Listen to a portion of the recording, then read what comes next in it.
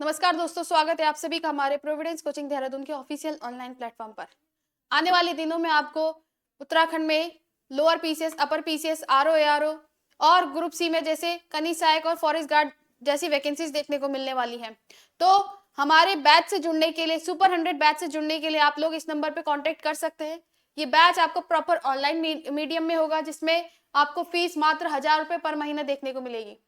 इसी क्रम में हम आज देखते हैं कनीज सहायक के लिए कि कनीज सहायक का क्या जॉब रहेगी, क्या वर्क प्रोफाइल रहेगा, क्या इसकी सैलरी होती है, क्या इसका सिलेबस होता है और कब इसकी वैकेंसीज आने वाली हैं। तो सबसे पहले अगर हम वैकेंसीज की बात करें तो वैकेंसीज आपकी लगभग 386 पोस्ट पे आने वाली है। देखो यहाँ पे लिखा हुआ है सामान्य इंटर स्तरीय कनिष्ठ सहायक, व्यक्तिगत सहायक जैसे वैकेंसीज आने वाली है। लगभग 386 पोस्ट पे आने वाली है।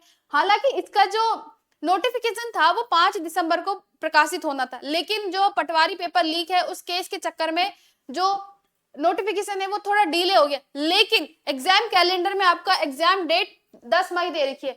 तो अभी फिलहाल एग्जाम कैलेंडर के अकॉर्डिंग तो 10 मई को आपका एग्जाम होना कंफर्म है, लेकिन वैकेंसीज भी आपको बहुत जल्द ही देखने को मिलेगी। ये आपका एग्जाम कैलेंडर का स्क्रीनशॉट है, इसमें आप लोग देख सकते हैं कि 10वें नंबर पे आपको कनिष्ठ सहायक के लिए डिटेल्स देखने को मिलेगी। सबसे पहले बात करें अगर हम वर्क प्रोफाइल की, तो वर्क प्रोफाइल आपका डेस्क जॉब रहने वाली है। उत्तराखंड में महिलाओं के लिए सबसे बेस्ट जॉब होती है, क्योंकि इसमें जो है आप बैठे बैठे काम करते हैं, आपको फील्ड वर्क करने की जरूरत नहीं पड़ती है। तो इसी में अगर हम देखें तो कनिष्ठ सहायक अगर डेस्क जॉब है तो सबसे पहले हम देखें तो इसकी सैलरी क्या होती है। सैलरी अगर हम देखें तो ये लेवल 3 की जॉब है। लेवल 3 की जॉब है तो इसमें आपको ग्रेड पे 2000 देखने को मिलेगा, और 2000 ग्रेड पे के साथ लेवल 3 की जॉब के साथ आप देखेंगे कि आपकी फर्स्ट इन हैंड सैलरी कितनी होती है। तो ये हमारे पास एक एम्प्लॉय की सैलरी है, जिसमें आपको अगस्त की 24 की सैलरी है। ये 24 का सैलरी स्लिप है, जिसमें हम देखेंगे कि आपका जो बेसिक पे है वो 21,000 के आसपास, यानी 21,700 के आसपास जो है आपका बेसिक पे बनता है। 50% आपको डीए मिलता है, और 50% डीए, एचआरए अलाउंस हो गया, हिल अलाउंस हो गया, कुछ इसमें एम्प्लॉय का अपना भी इसमें अलाउंसेस मिलते हैं। तो टोटल अलाउंसेस के साथ आपकी जो सैलरी होती है वो 34,000 यानी 35,000 के आसपास आपकी सैलरी बनती है।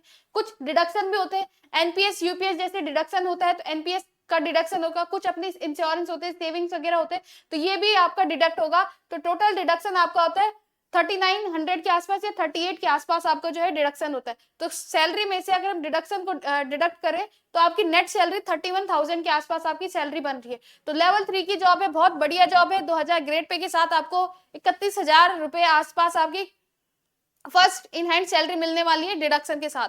अब देखो प्रमोशन की अगर हम बात करें तो अभी आप कनिष्ठ सहायक में लेवल 3 की जॉब पे, और कनिष्ठ सहायक से प्रमोट होते होते आप लोग कहां पहुंचेंगे, मुख्य प्रशासनिक अधिकारी पे, जो कि आपकी लेवल 9 की जॉब है, जिसमें आपको ग्रेड पे 5400 मिलता है। 54 अगर आपको ग्रेड पे के साथ लेवल 9 में सैलरी मिल रही है तो आपकी लगभग 80 से 85,000 के आसपास आपकी सैलरी मिलती है। साथ में अब देखो सबसे इंपॉर्टेंट आपका कि इसमें एज क्वालिफिकेशन क्या है, एज क्या रहने वाली है, किस तरीके से आप लोग इसको एग्जाम को दे सकते हैं। एज की अगर हम बात करें तो 18 से 42 साल की एज रहने वाली है। क्वालिफिकेशन की बात करें तो 18 प्लस वालों के लिए जो भी वैकेंसीज आती है उसमें बेसिक जो क्वालिफिकेशन मांगी जाती है वो मांगी जाती है आपकी 12 पास। साथ में आपको 4000 की डिप्रेशन पर आवर भी मांगा हुआ है। हिंदी टाइपिंग भी आपको आनी चाहिए, क्योंकि एक विभाग से दूसरे विभाग के लिए, एक अधिकारी से दूसरे अधिकारी के लिए जो पत्र लिखे जाते हैं उसमें टाइपिंग की जरूरत होती है। तो उसी में जो कनिष्ठ सहायक का काम होता है उसका टाइपिंग का ही काम होता है। एक विभाग से दूसरे विभाग में आपको जो पत्र लिखते हैं उसके लिए इनका काम, ये काम होता है इनका। दूसरा अगर हम देखें तो एग्जाम पैटर्न उत्तराखंड में ग्रुप सी का एग्जाम पैटर्न है आपका 100 नंबर का आपका एग्जाम पैटर्न होता है, जिसमें आपकी 40 नंबर की उत्तराखंड रहती है, 40 नंबर की आपकी उत्तराखंड रहने वाली है, 20 नंबर की आपकी हिंदी रहने वाली है, 10 नंबर का आपका यहाँ पे 10 नंबर का आपका रीजनिंग रहने वाली। इस तरीके से पूरा का पूरा पेपर आपका पूरे 100 मार्क्स का बनता है। जिसमें जीएस की अगर हम बात करें तो जीएस में आपको देखने को मिलता है हिस्ट्री, ज्योग्राफी, पॉलिटी, ये सारी चीजें आपको देखने को मिलती है। साथ में आपको करंट अफेयर भी पढ़ना है और कंप्यूटर भी पढ़नी है। दूसरा अगर हम देखें तो सिलेबस, अब एग्जाम पैटर्न समझ लिए, सैलरी समझ ली, सब कुछ समझ लिया, लेकिन हमें इस पेपर को क्वालिफाई करने के लिए सिलेबस क्या क्या पढ़ना पड़ेगा। तो सिलेबस की बात करें तो सबसे पहले आपका 40 नंबर की अगर उत्तराखंड है तो उत्तराखंड में उत्तराखंड का भौगोलिक परिचय, इतिहास, झीलें, पर्वत, इतिहास में अगर हम बात करें तो प्राचीन इतिहास, मध्यकालीन इतिहास और आधुनिक इतिहास, सारी चीजें आपको पढ़नी है। साथ में आपको क्या पढ़ना है, करंट अफेयर्स भी पढ़नी है। दूसरा अगर हम देखें अर्थव्यवस्था, तो अर्थव्यवस्था के लिए आप देख सकते हैं कि किस तरीके से हमारे वैश्विक संस्थान है, WTO, ब्रिक्स, G20, साफ्टा, इस तरीके से आपको वैश्विक संस्थान के बारे में भी पढ़ना है। साथ में अगर हम MSME, योजना आयोग, नीति आयोग के बारे में पढ़ेंगे, अर्थव्यवस्था की क्या विशेषताएं होती है। नेक्स्ट, ये मैंने आप लोगों को समझा दी कि WHO, UNO, ये सारी चीजें आपको पढ़नी है।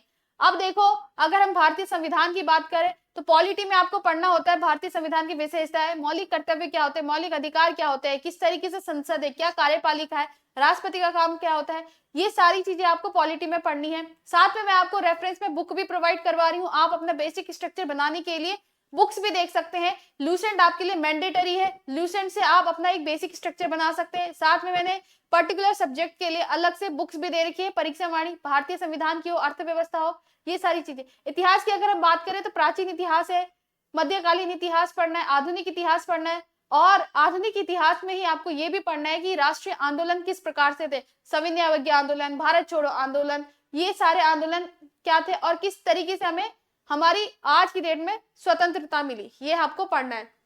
दूसरा अगर हम बात करें भूगोल की, तो भारत का भूगोल तो आप पढ़ेंगे, साथ में आपको विश्व का भूगोल भी पढ़ना है, फिर चाहे वो नदियां हो, पठार हो, पर्वत हो, हिमालय का विस्तार हो, ये आपको भूगोल में पढ़ना है। दूसरा हम बात करें कंप्यूटर्स की, तो कंप्यूटर्स में आपको 3 से 4 नंबर की कंप्यूटर्स देखने को मिलती है, जिसमें बेसिक कंप्यूटर का इंट्रोडक्शन होता है, सॉफ्टवेयर होता है, हार्डवेयर होता है, कुछ साइबर क्राइम्स वगैरह, मालवेयर, वायरसेस वगैरह होते हैं, पावर पॉइंट, एक्सेल से संबंधित आपको क्वेश्चन बेसिक पूछे जाते हैं। हिंदी की अगर हम बात करें तो हिंदी के लिए आपको बुक आप राजपाल सिंह ले सकते हैं, काफी अच्छी बुक है, यहाँ से प्रश्न भी बनते हैं। और हिंदी में देखो सिलेबस देख सकते हैं आप लोग, संधि, सर्वनाम, अलंकार, वाक्य, ये सारे आपको पढ़ना है। साथ में आपको साहित्य भी पढ़ना है और कुछ पत्रों से संबंधित भी प्रश्न पूछे जाते हैं। रीजनिंग की बात करें अगर हम, तो रीजनिंग में आपको ज्यादा बेसिक रीजनिंग आपको पढ़नी होती है, ज्यादा टफ रीजनिंग आपसे पूछी नहीं जाती है, 10 नंबर की रीजनिंग होती है। आप मार्केट से कोई भी बुक उठा सकते हैं, आप वहां से रीजनिंग के क्वेश्चन सॉल्व कर सकते हैं, ज्यादा टफ रीजनिंग आपसे पूछी नहीं जाती है। तो ये सब आप लोगों का था। और कनिष्ठ सहायक से संबंधित जो भी अधिक जानकारी आपको चाहिए, आप हमारे इस नंबर से कांटेक्ट कर सकते हैं। और न केवल कनिष्ठ सहायक और ग्रुप सी के लिए, बल्कि प्रोविडेंस कोचिंग आपके लिए लेके आया है RO, lower PCS, upper PCS से संबंधित जितने भी एग्जाम्स हैं उन सभी के लिए, प्रीलिम्स हो, मेंस हो, आप हमारे साथ जुड़ सकते हैं। आपको बिल्कुल क्वालिफाइड और एक्सपीरियंस फैकल्टी मिलेगी, प्रीलिम्स के लिए भी और मेंस के लिए भी। तो आज ही हमारे एप्लीकेशन को डाउनलोड करिए और जुड़िए हमारे सुपर 100 बैच से, जिसका लिंक आपको डिस्क्रिप्शन बॉक्स में मिल जाएगा। तो तब तक के लिए जय हिंद, जय Bharat, Vande Mataram, God bless you all.